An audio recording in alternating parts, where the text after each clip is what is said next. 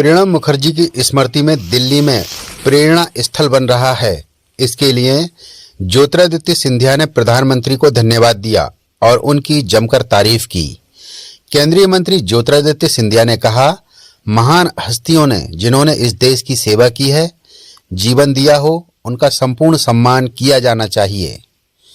केंद्रीय मंत्री ज्योतिरादित्य सिंधिया ने गांधी परिवार को इस बहाने निशाने पर लिया। इस देश में कई रत्न हैं, केवल एक परिवार नहीं है। दिग्विजय सिंह को सिंधिया का करारा जवाब। परिवहन विभाग में हुए घोटाले पर जबरन नाम घसीटे जाने पर दिग्विजय सिंह को सिंधिया ने दिया जवाब। दिग्विजय सिंह मुझे कब टारगेट नहीं करते। दिग्विजय सिंह की जिंदगी चली गई है मुझे और मेरे पूज्य पिताजी को टारगेट करते करते। मैंने कभी राजा साहब को टारगेट नहीं किया। आज भी मिलता हूं, मैं प्रणाम करता हूं। हाँ, उनके स्मृति में प्रेरणा स्थल स्थापित किया जा रहा है। प्रधानमंत्री की सदैव ये सोच रही है कि भारत के हर नवरत्न, महान हस्तियों ने जिन्होंने इस देश की सेवा के लिए पूर्ण जीवन दिया हो, उनका संपूर्ण सम्मान किया जाना चाहिए। और इसलिए प्रधानमंत्री का संग्रहालय भी बनाया उन्होंने। केवल एक परिवार तक सीमित नहीं होना चाहिए, सभी का सम्मान होना चाहिए। वहाँ नेहरू जी से शुरुआत होते हुए लाल बहादुर शास्त्री से, शास्त्री जी से, देवगौड़ा जी से, मनमोहन सिंह जी तक, अटल बिहारी वाजपेयी तक सभी का सम्मान किया गया। और वैसे ही सभी को स्थान, उनकी प्रेरणा लेने के लिए सभी को स्थान दिया जाएगा। इसलिए प्रणब मुखर्जी साहब का भी उन्होंने पूर्ण रूप से स्थल का संरक्षण किया है। इसी रूप में उनकी सोच और विचारधारा है।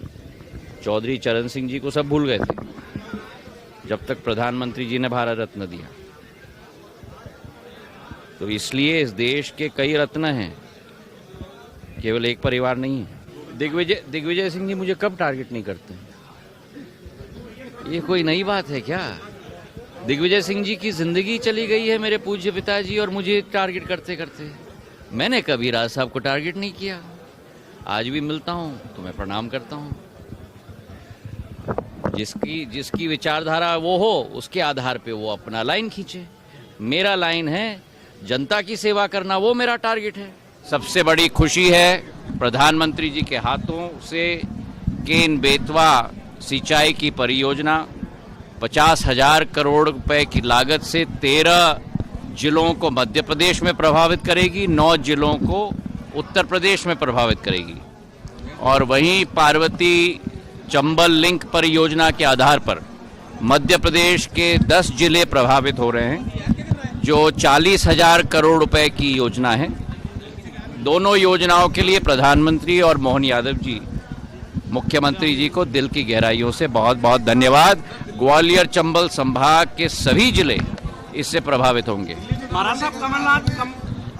जहां तक दिल्ली का चुनाव का विषय है, जैसे हरियाणा और महाराष्ट्र के समय में भी जो मेरी विचारधारा थी कि भारतीय जनता पार्टी का कमल का फूल का परचम लहराएगा, दिल्ली के चुनाव में भी हम सब एकजुट होकर लगे हुए हैं और दिल्ली में भी भारतीय जनता पार्टी का परचम लहराएगा, इस बात का पूर्ण विश्वास है। आरटीओ टैक्स की छूट के लिए भी मैं मुख्यमंत्री मोहन यादव जी को धन्यवाद अर्पित करना चाहता हूं। ग्वालियर व्यापार मेला एक भव्य मेला हो चुका है, राष्ट्र पटल पर आज उभर चुका है। उसका एक प्रमुख कारण है कि सदैव गाड़ियों की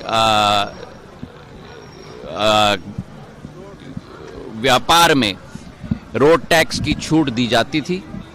इस बार भी मैं धन्यवाद अर्पित करना चाहता हूं मोहन यादव जी को, और एक नए कीर्तिमान को हम ग्वालियर मेला में भी स्थापित करेंगे, इसका हमें पूर्ण विश्वास है।